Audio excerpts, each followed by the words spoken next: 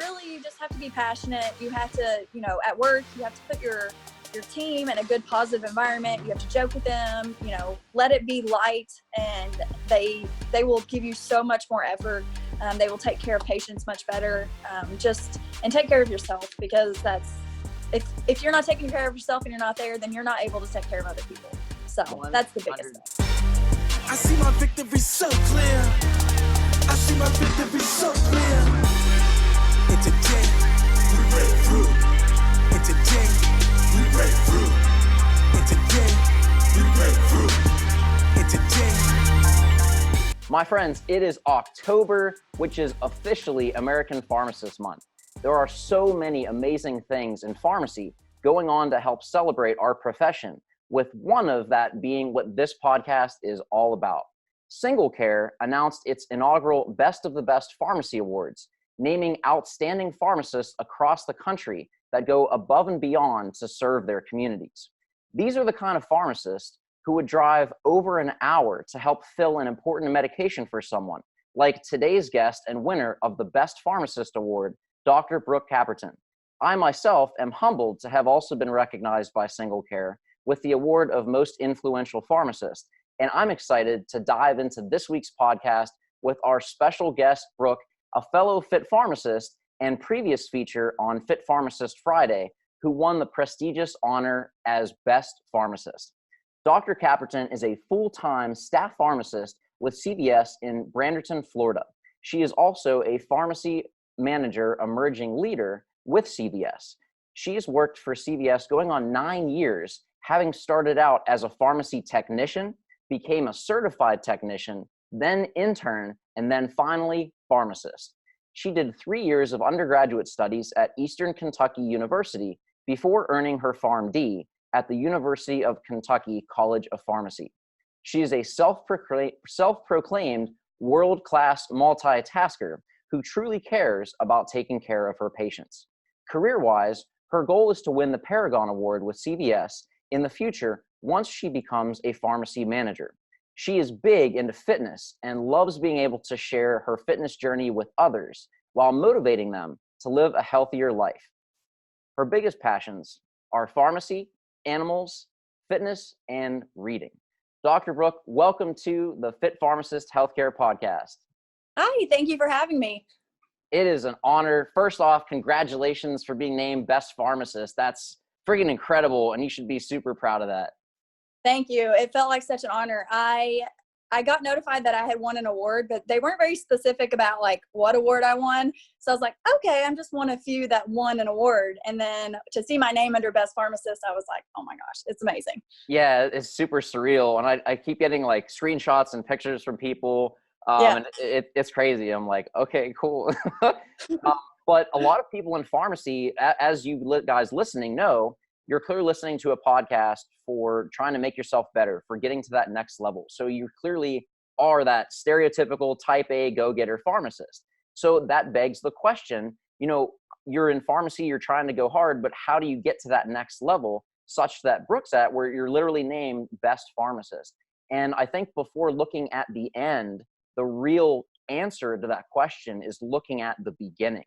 And that's the first question I want to ask you, Brooke, is right now you're a pharmacist, clearly you're crushing it, you're going after your goals, but I'd really like you to share why you chose pharmacy in the first place, where that journey began to lead you to where you are today. So my mother was a nurse and my grandmother was a nurse. So healthcare was always what I knew I was supposed to do.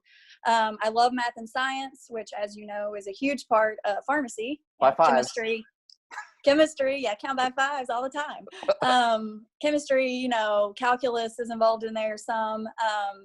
But I actually started out in nursing school. I did a semester of nursing school and did clinicals. And then I said, this isn't for me. So, sorry, I have a cat trying to join the podcast right now. So. Hey, you love animals, so you're practicing what you preach. Animals. I love that. Yeah.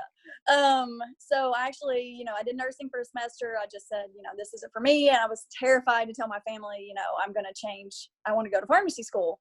So I did. My mom was so happy. She's like, you know, you weren't meant to be a nurse, like you were meant to be a pharmacist. So that's what I did. I ended up switching to pre-pharmacy, and I went from there. So those words are huge. You were meant to be a pharmacist. Like, oh, absolutely. and if you guys listen, like if you feel that to your core, it's like such a like clarity is power. It's such an empowering feeling. Yeah. I remember when I went into pharmacy with my story and my reasons that I've shared before, but once I came to that point where I knew this is what I was meant to do, it was game over. But really the game was just beginning. Yes. And that's such a powerful statement that you made, that finding that this was your true calling.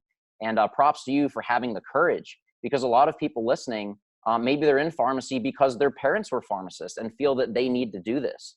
And being able to have your voice and speak your truth is so, so important, because guys, I'm telling you right now, if you're in pharmacy, like if you're starting on this journey for the money or because someone else wants you to do it, you will not last. You will burn out. We see it, unfortunately, Absolutely. all the time. Pharmacy is no joke. It's high stress, it's sacrifice, it's lots of things you wouldn't expect, or things that you'll see on the job and you're like, I wasn't trained for this. Like we have awesome clinical expertise. Safety is always number one, but there's lots of things that we do to go above and beyond for our team, for our patients, which we are honored to do because it's all about service. That's why we're here. But you really need to make sure that you're in it for you and not feeling directed by others, or that you have to do this for some external cause, because that will not carry you through when crap hits the fan. So that's a huge point, and you should be really proud of that, because had you not, you probably wouldn't be on this podcast. You might be on maybe a nursing podcast. I don't know. Or maybe I don't know. in the gym. Yeah, that would be my biggest piece of advice to people going into pharmacy. Like, you have to want it 100%. You have to be passionate about it, because if you're not, I don't even know if you make it through pharmacy school. Pharmacy school is so difficult. It's so demanding, so little sleep, you know, it's difficult. And if your heart's not there, then it's going to be difficult to last. Absolutely, 100%. And y'all know, you can tell just by looking at someone, like real quick, that they hate their life. Like, this job ain't for them. But unfortunately, a lot of people say that's the norm, but that's what this podcast is all about, is to bring to light that that's not the norm. There are people like that just don't like their job and whatever, but you'll have that in any profession. In pharmacy, there are so many inspiring people who truly love what they do. The reason being for other people to serve and guide them to better health. That's exactly what we're here to do. And that's what this podcast is here for, to show you that, yes, this actually does exist. Yes, there are actually people that love their jobs and look forward to going to work, even if it's full-time community, like these two crazy people, which dovetails. Club pharmacy. Yeah, exactly. Club pharmacy at its finest. But this dovetails really nicely, because maybe you're listening to this and you're a pharmacy student or a pharmacist, and you're getting into that full-time community life, and you hear a lot of negativity around your own health. That, and I heard this when I was an intern.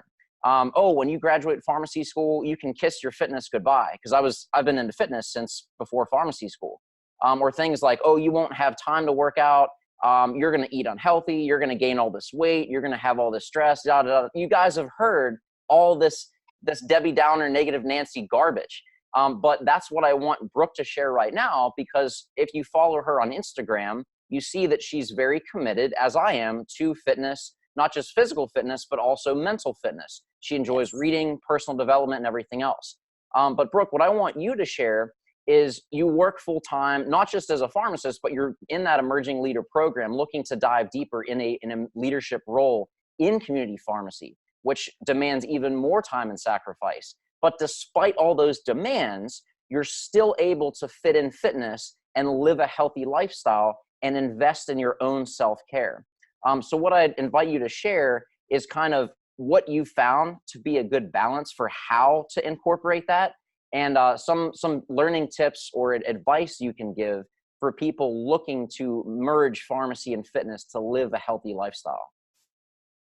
So I'll be the first to say that, like, during pharmacy school, I was not very fit. I have been an athlete my entire life, but pharmacy school was a struggle. I did eat bad. I didn't work out as much as I should. I tried to work out as much as I could, but I didn't really get like big into fitness until I became a pharmacist and I moved down to Florida from Kentucky. And it really is about time management. I actually, I have my set schedule for work, and I schedule my workouts around work, and then I schedule everything else around that. Eating, doctor's appointments, any of shopping, So work first, then I build my fitness schedule around that. And if somebody asks me to do anything that is going to interrupt my fitness schedule, no go. Like, I am set. I have everything planned out.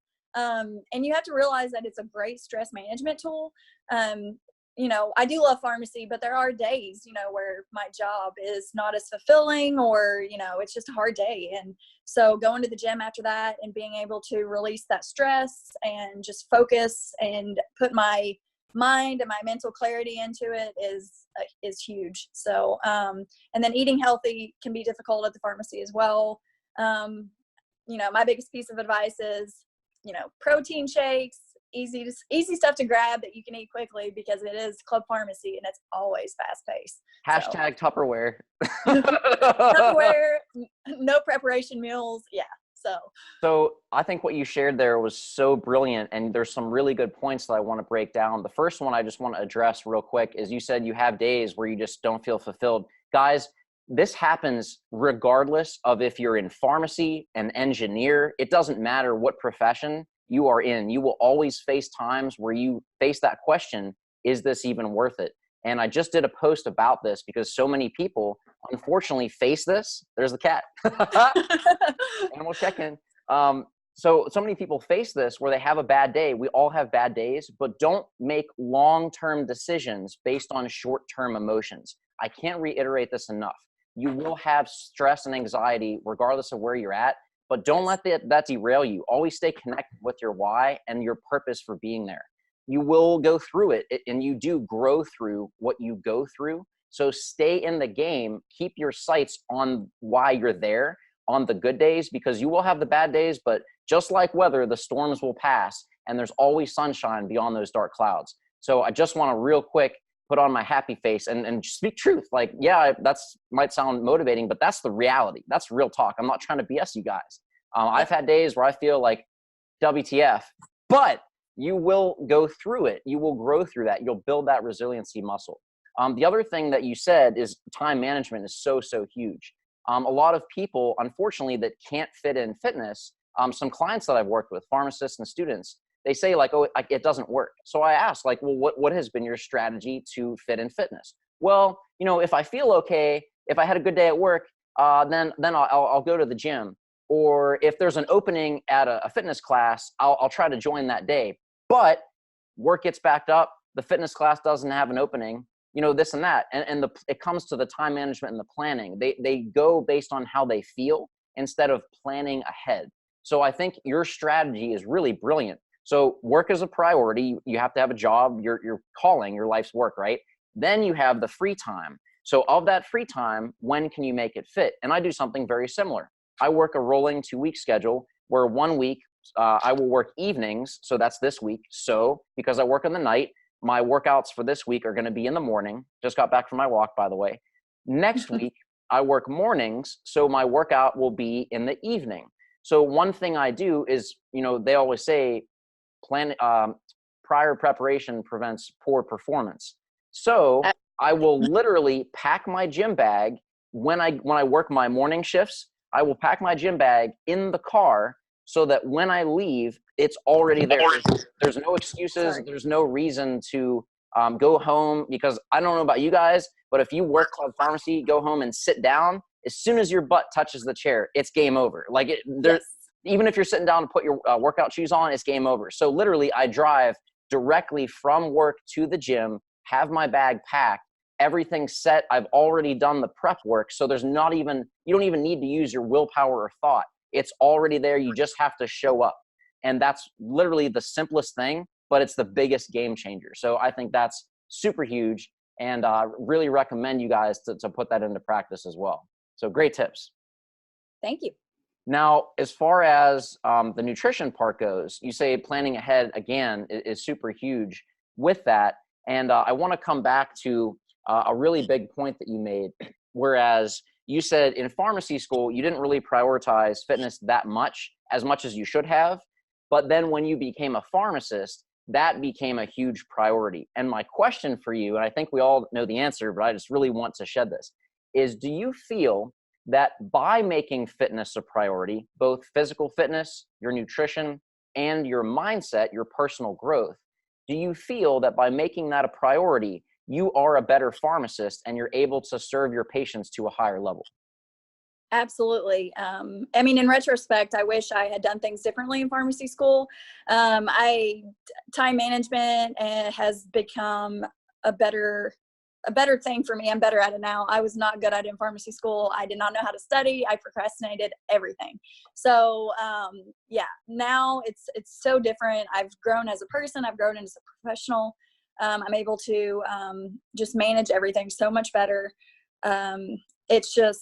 It's a part of who I am now. It's like I can't go back. So I love that. And it's yeah. so true. And yeah, I mean, I agree. I didn't do everything right. Like I was not in row chi in pharmacy school. I was more back row chi or no chi.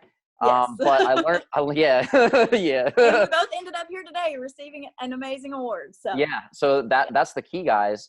But I just wanted to really highlight that point, and it's kind of counterintuitive, where if you go all in on pharmacy and put your self-care aside, that might sound like you're giving everything to your job, like you're giving everything to your patients.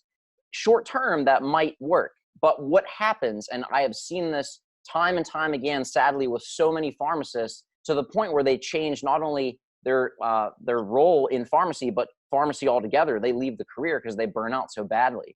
So yes. instead of going all in on pharmacy and putting your self-care to the wayside, if you instead make your self-care a priority, still fulfilling your duties and obligations, by having that side outlet, you're actually going to be investing in yourself and putting more into how you can perform as a pharmacist.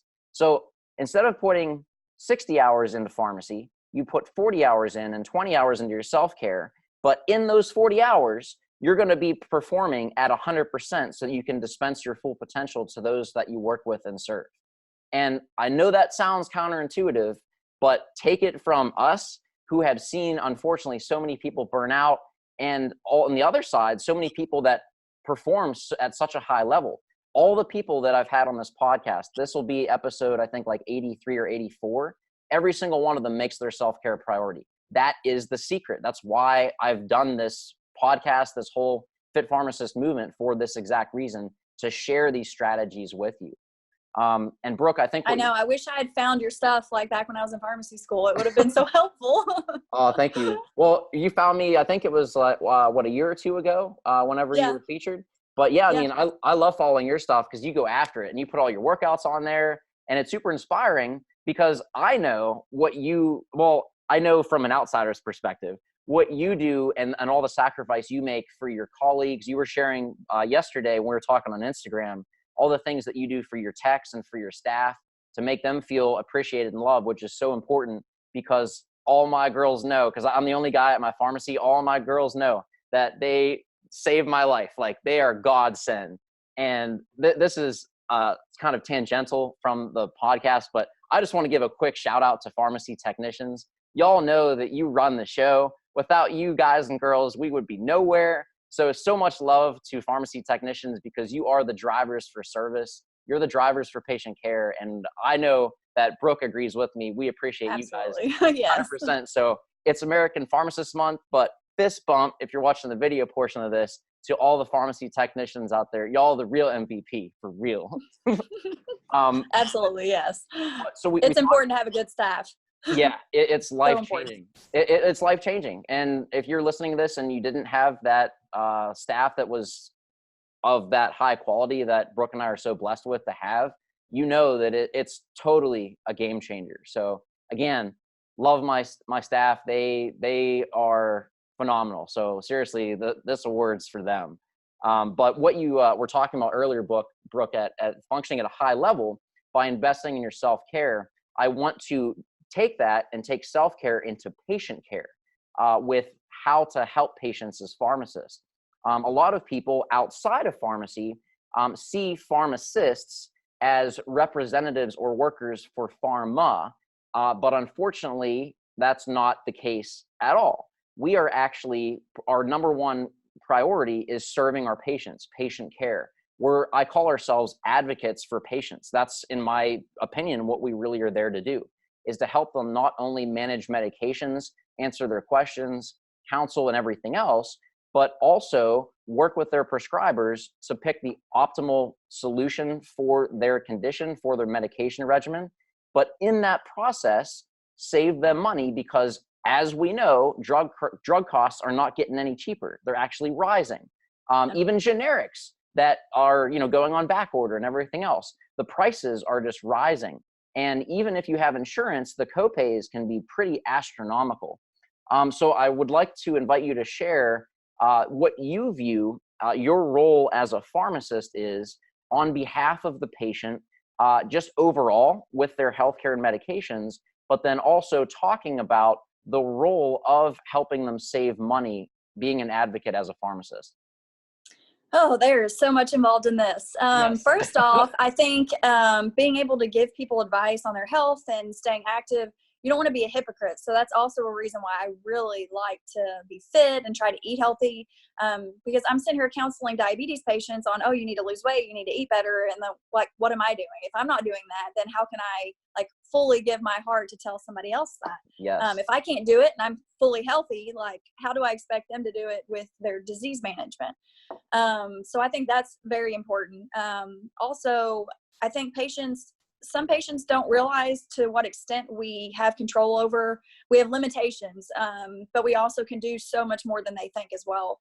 Yeah. I actually got told this the other day by a patient regarding her husband's pain medication. Her insurance didn't want to pay for more than 7 days because he's never taken pain medication. And her exact words were, well, I don't think it's your job to contradict what the doctor says. And I'm like, actually, that's why I'm here. So my job is to question these things because, our country is in such an opioid epidemic. We're trying to cut back. I practice in Florida.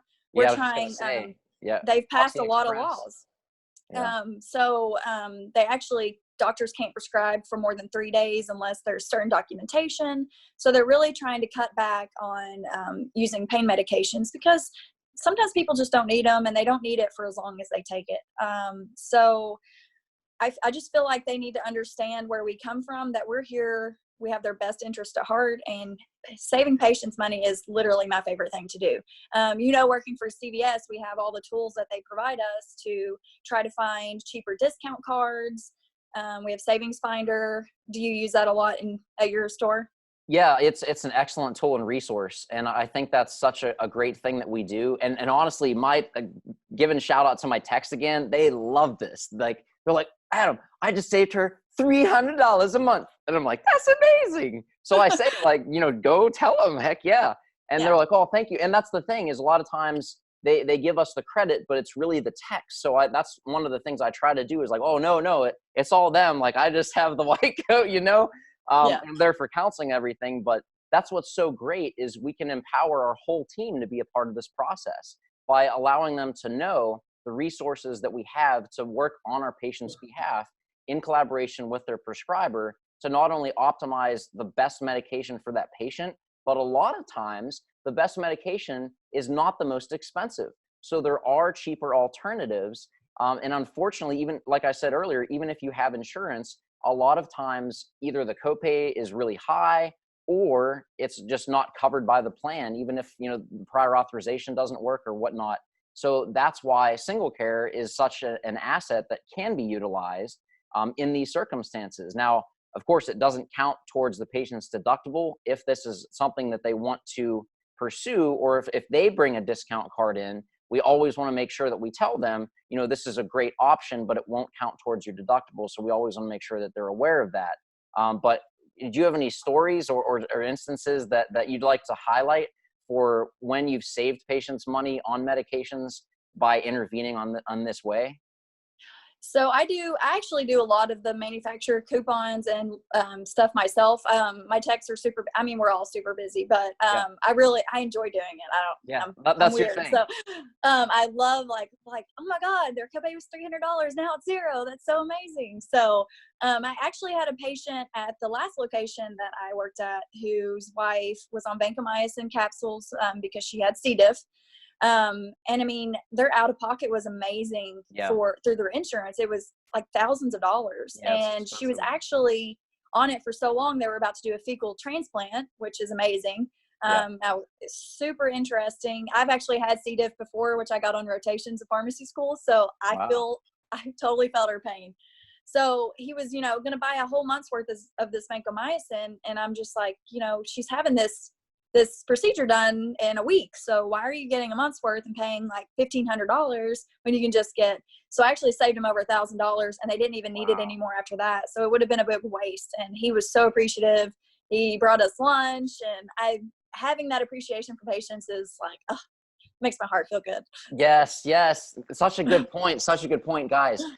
You're not going to have stories like this every single day. So the stories we bring in, it's not every day. So if you're comparing your day to day with expecting this, that's not reality. So disclaimer. But what I actually have a good story about that. Yeah. The day that I found out I won this award, I had to deal with a lady that night who cussed me out for 30 minutes because she didn't want to take a generic Lyrica, and she made me feel like garbage. And I just told myself, I was like, I just got named best pharmacist. And I had this lady telling me that I'm a bad pharmacist because I don't, so you kind of just have to try to see it from their point.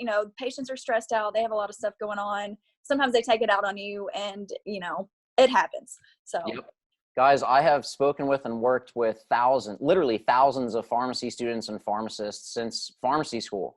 And the people that burn out, that have negative views on pharmacy, I'm not trying to say that things aren't a challenge with hours and stress and demands and everything else, but there are only two reasons, like literally, these are the two reasons why people burn out, talk bad on pharmacy, and leave the profession. The first one is they do not invest in their own self-care and make that a priority. Because if you're not investing in yourself, your health will go to the wayside over time. Might not happen right away, but just like high blood pressure, you might not see symptoms, but if you don't control that, eventually you're going to have an incident where there's going to be scars left, or who knows what kind of damage. Just like blood pressure, no symptoms, no warning signs. So it's like, oh, what not? Now, there are warning signs, there are symptoms when you neglect your self-care, but you might be able to directly relate it because it is something that you invest over the long term. So that's the first thing. The second thing is what Brooke just highlighted: when you take things personally. Guys, think about this. When you're in a pharmacy, someone that comes in, a patient, is generally not having the best day of their life. They might have an acute infection. They might have been in a car accident. They might have got a really scary diagnosis that they are so overwhelmed with and have no idea what to do, and might have negative connotations that freaks them out. And they're just really anxious, upset, afraid, frustrated, all the things. And a lot of people just don't know how to manage that. So when they come in, they're projecting these feelings. And unfortunately, a lot of people that burn out and get upset internalize that and think that it's directed at them, which they might even say things like, you're a bad pharmacist, this and that. But when you realize that this patient might just be in pain, might be going through something not related to pharmacy, maybe they're going through a bad breakup, maybe they've got family troubles, whatever that might be, they might and are more likely projecting that pain and what they're going through just outward, just trying to deal with it. And if you internalize that, if you view that as it's about me, you're going to get burnt out. You're going to feel resentful. But here's the trick. It's not about you. That's why we're here. We're here as pharmacists, not to glorify ourselves or, all that stuff. We're here to serve. So we're here to give, not to get. That's number one. Number two is when people are going through this stuff, do not internalize it. It's not about you. They're going through stuff that you don't even realize. Even if you see a diagnosis and you have their health history and all that, you don't know what's going on behind the scenes. You don't know what they've been going through for years or what they went through in childhood or whatever. Like, this goes deep. You do not know. So do not take that personally. Those are the two tips. Invest in your self-care. Do not take it personally. If you do these two things, you will create a successful career. That's it. It's that simple. But, and Brooke, tell me if you agree with this, of all the people that I've ever seen leave pharmacy or change careers, it's one or both of these that they were not implementing that led to that. Oh, absolutely. I mean, it's just hard to take care of other people if you're not taking care of yourself. So Yep, it's the truth. But that, again, that's why we're here. We're here to serve and help people, guide them. I really feel like we're liaisons of patient care, if you want to get fancy with it. So we help advocate with their prescribers on optimal regimens, saving the money, but they might have an issue that needs a referral. So maybe they come in constantly asking for ibuprofen or naproxen over the counter, and by being a pharmacist, asking the right questions, when did this start? Where's the pain? Describe the pain. Is it a radiating pain, shooting pain?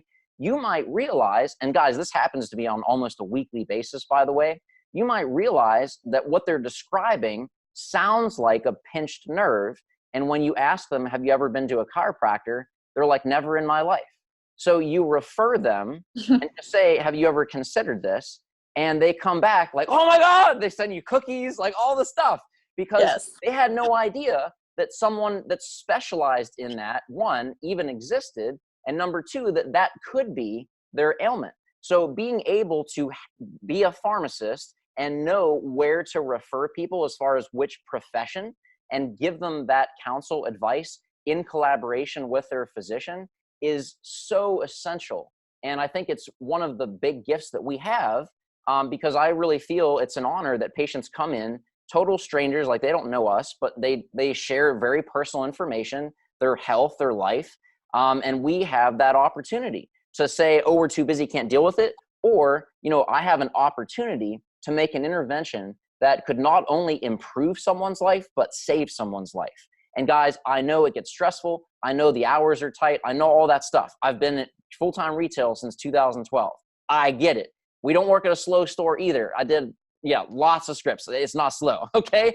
So you're gonna have these times, but if you're able to reconnect and just kind of take a moment, maybe take a breath, take a step back, and just think, how can I improve this patient's life with the time they're giving me right now by asking me this question? How can I give back and make some sort of recommendation, intervention that's gonna guide them to better health?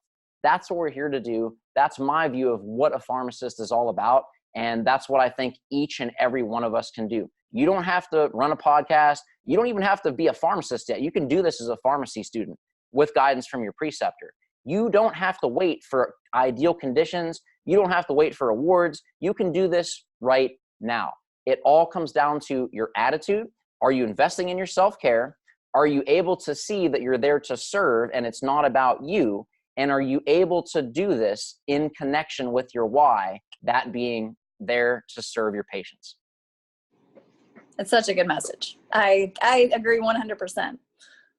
That's what we're here to do. We're the Fit Farm fam. So that's right. There we are. I got my special edition Panama version. Yeah. I'm still waiting for you to make tank tops and crop tops for my fitness stuff. So those are coming, but so she's going to custom this. So she's going to get the fitness line going. So, hey, maybe you'll make something. And I'm like, all right, we'll pitch that. And you'll get the spokesmodel award for that. You can do that. Awesome. I love awards. They're so great. Hired. There it is. Guys, but that's it. I know I get pretty passionate talking about this stuff and tend to extend the podcast length longer than the ideal target. But there's just so much passion behind what we do. I really want to get that message out. And I think it's important that both Brooke and I are working in the trenches. We do work full-time community. So it's not like, we've been out 10 years, we're just doing research and this and that and telling you what to do. We do this every day. Like legit, you're going to work later. It's your day off or you're working. I'm headed to work in an hour. Like this is what we do. It's our life. It's our passion. And we want to tell you that you can do this as well. We are here to help guide you. That's why I bring people like Brooke on this podcast to share their story. They have not lived an ideal life. They've gone through struggles just like you. But what do? I'm not here to motivate you. I'm not here to pump you up. If you want to get pumped up, go to the gym. I am here serving as an empowerment specialist to bring people their stories to you so that you can see it's not too late. It's not too early. There's no ideal conditions. The time to act is now. Now is the time. You're the only person that can do that. And I want to share people like Brooke with you that have done this consistently, even through the times where people are yelling, all that kind of stuff that does happen. but seeing that you're here to serve. You're here to help make a positive impact on someone's life and guide them to optimal care, saving prices, collaborating with physicians, making interventions, all the stuff we do as pharmacists. That's what we're here to do. That's my message for today. And that I'm off my soapbox now. Well, we can't forget about SingleCare, who did this award. They have a great a discount card as well, which we use at CVS a lot, and you can use it. I'm pretty sure you can use it anywhere. So they save people money, and they brought us these awesome awards that make us feel good about ourselves. So yeah, so that's the other thing is the SingleCare is an awesome discount card that can help people. It's a free pharmacy savings card that has helped millions save billions on their medications according to their research, and that's with or without insurance. Again, it can be a use, but it does not count towards someone who does have insurance towards their deductible. So just make sure that you guys tell your patients that. That's a really big key to keep in mind. If you want to learn more about SingleCare, I will have a link in the show notes below to their website so that you can learn more to see if that would be a fit for you or those that you serve. But yeah, that's the message for today, guys. I hope this helped. And Brooke, it's been awesome to go from the interweb social media world to now FaceTime time and all that. I was a little nervous, but it's very, very cool. And I like to get the word out. And so, yeah. Absolutely. Are there any final thoughts or anything that you want to share about being a pharmacist, fitness, being a FitPharmacist yourself, or anything that you kind of want to end the podcast on with a message from what you've learned or what you want people to take away from your experience? Well, I'm fit-ish pharmacist, so because I know I'm not perfect, Neither am I. I know that. Heck no. But I know that I'm not a personal trainer. I'm not a professional bodybuilder, but I like to get it out there and let people see that people can make mistakes. I like videoing myself working out because I see, what do I need to improve on? My form. I've seen my back in some videos and I'm like, oh my gosh, I have the worst form ever.